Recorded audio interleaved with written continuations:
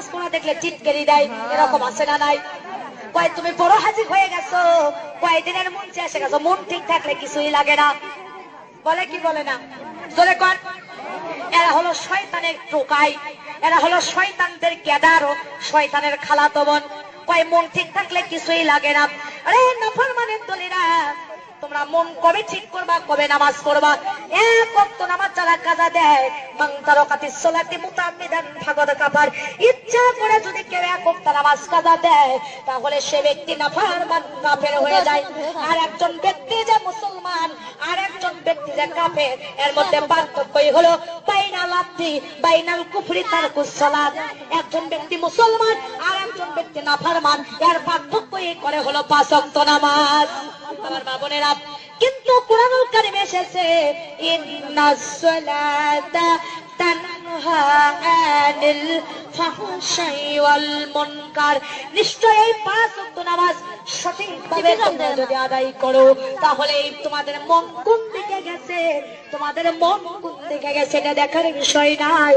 কিন্তু তোমরা 5 ওয়াক্ত নামাজ যদি পড়ো, অন্যায় কাজ থেকে, অশ্লীল কাজ থেকে, বেহায়া কাজ থেকে, এই নামাজ তোমাকে জান্নাতের রাস্তায় নিয়ে আসবে। নামাজ নামাজ নামাজ নামাজ পরকালের জন্য নাজাত। আমার মা বোনেরা, এই নামাজ আসসালাতুল মিফতাহুল জান্নাত, নামাজ হবে জান্নাতের চাবি। আসসালাতুল মেহরাজুল মুমিনিন, নামাজ হলো মা বোন আমার মুমিনদের জন্য একটা মিরাজ। এটাই হলো আল্লাহর সাথে দিদার হয়ে যায় নামাজের মধ্যে। জোরে কোন সুবহানাল্লাহ। যারা নামাজ পড়ে তারা মুমিন, নেককার, পরহেজগার। আর যারা পড়ে না তেমন, তারা কেমন নিকৃষ্ট। একটি হাদিস আপনাদের সামনে বলবো, শুনতে রাজি আছেন তো?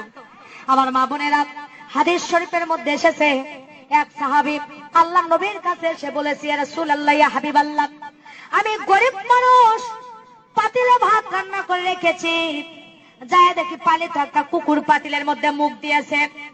ওগো আল্লাহর নবী, বলেন তো এই পাতিলের ভাত কি আমার জন্য খাওয়া জায়েজ আছে? কারণ মুখ কেবলই দিয়েছে, কিন্তু পুরোটা খাই নাই। আল্লাহর নবী বলছে, যাও তুমি যাই ওই পাতিলের ভাত ওই যেখানে কুকুর মুখ দিয়েছে ফেলে দাও, দিয়ে তুমি পাতিলের যেখানে আছে 7টা ধোয়া দিয়ে তুমি খেয়ে নাও।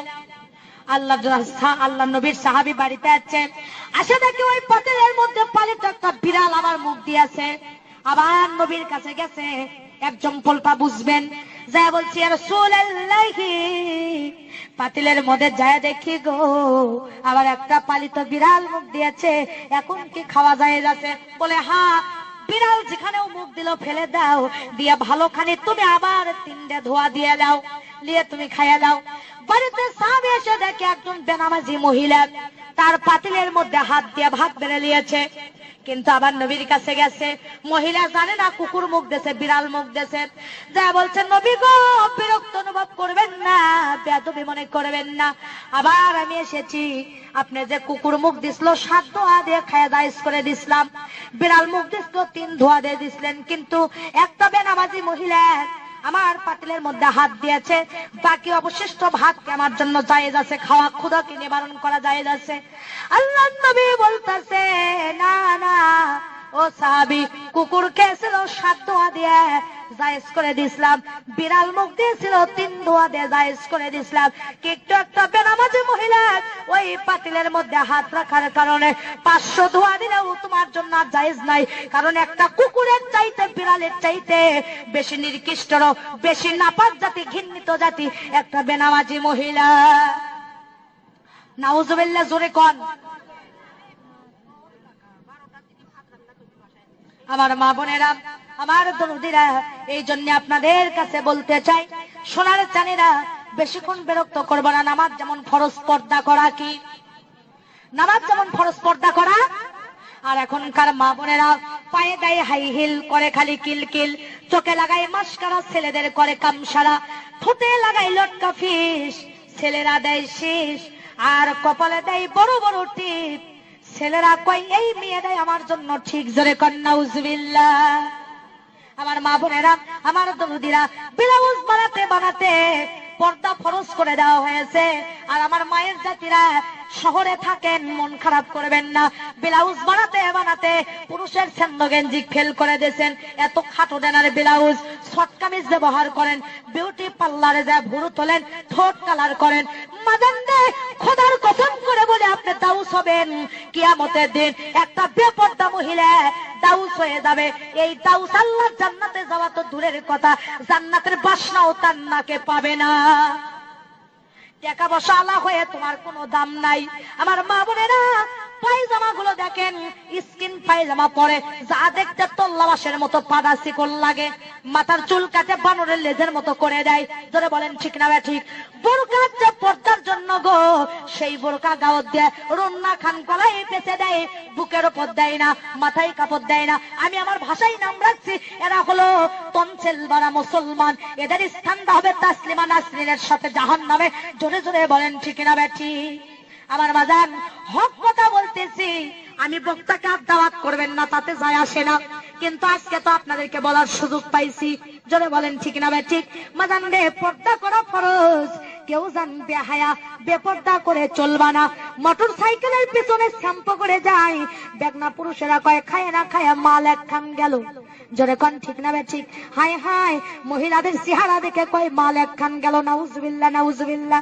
আমার মা বোনেরা রে, আমার দরদিরা রে, তোমাদের কুদরাতে পায়ে হাত দেবো আমি তোমাদের সন্তানের মতো, ছোট বোনের মতো। তোমাদের কুদরাতে পায়ে হাত দিয়ে বলবো, মাগন মরে একদিন তোমরা যাবা, কবরের মেহমান একদিন হবা। তোমরা জান কেউ নামাজ ছেড়ে দিও না, আর ফরজ পর্দা জান তোমরা কেউ ছেড়ে দিও না। মাথার একটা চুল যদি কোনো বেগনা পুরুষ দেখে গো মা, কিয়ামতের দিন 71টা চুলের বেগনা পুরুষকে দেখানোর কারণে একটা চুলের পরিবর্তে 70টি সাপ তোমার মাথায় বেউড়ো করে দেওয়া হবে। মা বোনেরা আমার, খবরদার খবরদার, তোমরা কেউ বেপর্দা করে চলো না। মাথায় মাদানের সময় থাকলে আমি মেহেরাজের ঘটনাটা বলে যেতাম, কিন্তু 12টা ব্যক্তিতে আমার মাদান আল্লাহ যদি কোনোদিন নিয়ে আসে, আল্লাহ নবী 7টি দৃশ্য মেয়েদের ব্যাপারে মেহেরাজে দেখে এসেছেন। কোনোদিন যদি এলাকার আশেপাশে আসে আপনারা যাবেন বলে দেব। আমার মা বোনেরা, ফরজ পর্দা করবেন, আর স্বামীর খেদমত করার দরকার আছে না নাই? আজকে দেখেন অফিসারেরা সালাম পায়, কিস্তির সাহেব সালাম পায়, নিজের স্বামী সালাম পায় না। জোরে কোন ঠিক না ঠিক? কিন্তু মাদান, যে ঘরের মধ্যে স্বামী স্ত্রীর মিল মহব্বত থাকবে, ঘরটা হবে জান্নাতের টুকরা। আর যে ঘরের মধ্যে স্বামী স্ত্রীর মিল থাকবে না, ওই ঘরটা হবে জান্নাতের টুকরা।